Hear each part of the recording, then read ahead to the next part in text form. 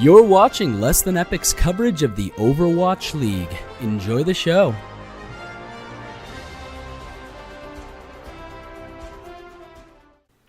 Hello Epic Army and welcome to week 4 of Weekly Picks. This is your pal NovaPunkX, and we only have this week and next week left of the regular season.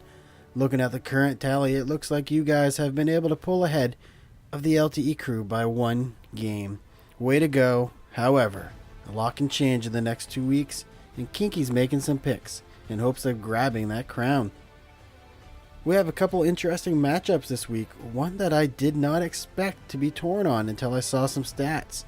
We will get to that shortly, however, for now, let's dive into the week. And day 1 kicks off with Seoul versus Boston. And yes, I am the only one picking Boston. And yeah, they probably might lose. But as a wise man once said, you just gots to believe. Boston is currently sitting on a magic number of 3 wins to be guaranteed a season playoff berth, and they play Shanghai and Florida still. So they just need to win one game somewhere, and I'm really hoping they prep and pull off this win against Seoul. Next up, we see Shanghai taking on Florida. We all picked Florida here, but if you remember the intro, I mentioned there's some interesting games. Well, this is one of them. Let's take a look at these map stats here, break them down, and you can see that Shanghai actually has more map wins on the first 2, and they are tied on the last map in watch point. This looks to actually favor Shanghai somehow. Are we looking at a possible upset, and a first win for Shanghai? Could very well be. And finishing off Wednesday, we will see Dallas taking on Houston. We all picked Dallas here, but I am really torn, as were you guys, as you guys only voted 66% on Dallas. Both teams have played about the same this stage, with Houston holding a slightly better map differential and the slight edge on the current maps for this game. This should be a very interesting game, as both like this new meta, which should make this an amazing game to watch. And kicking off day 2, we will see Valiant taking on London, and across the board we picked Valiant. Yes, London actually started to turn it around a little bit, but Valiant is just literally on fire and are poised to tie the perfect stage. London is currently looking for 2 more wins to secure playoff berth. Meanwhile, Valiant needs 2 more wins to secure the number 1 seed in the PAC conference, unless Seoul or Gladiator lose. The middle map on day 2 is Gladiators versus New York, and again we all picked the same, and this time it's New York. It's super hard to pick against New York right now, but they did drop one last week to Valiant. However, as you can tell, no one thinks Gladiators are quite as good as the Valiant. I'm all for watching New York lose, but I don't think it'll happen this time. However, one map does favor the Gladiators. If they can bring this to a Game 5, it could actually be interesting.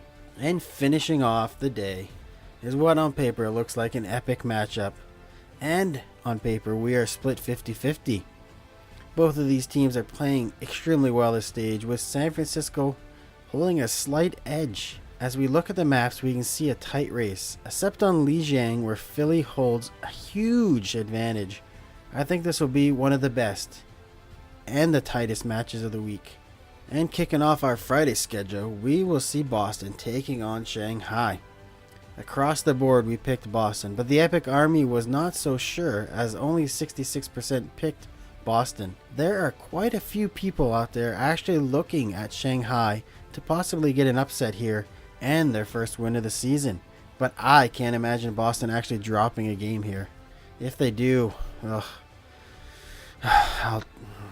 just cry. Next up, we see Florida taking on Dallas, and across the board we picked Dallas. In the past, I think this would have been a tight match, but Dallas is currently on a roll with the Bree meta, and Florida is, well, Florida. I think if you look back, we actually picked Florida over Dallas in the power rankings many weeks ago. Man, we were dumb. And to end our Friday, we will see Philly taking on Seoul, and we actually have someone picking Seoul. Yes, Kinky has taken the risk in hopes of one-upping the Epic Army here. Let's see what the stats say. The overall series favors Seoul, but this is a much different meta now. The maps are close and back and forth, and both teams are fighting to try to get that playoff berth.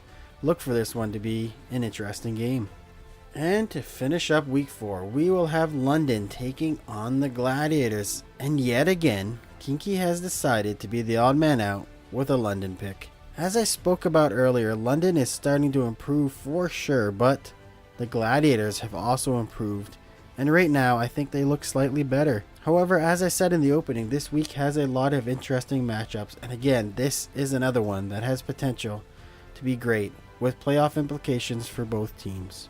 Moving on, we will see New York taking on San Francisco Shock. And as you may have guessed, we all picked San Francisco Shock.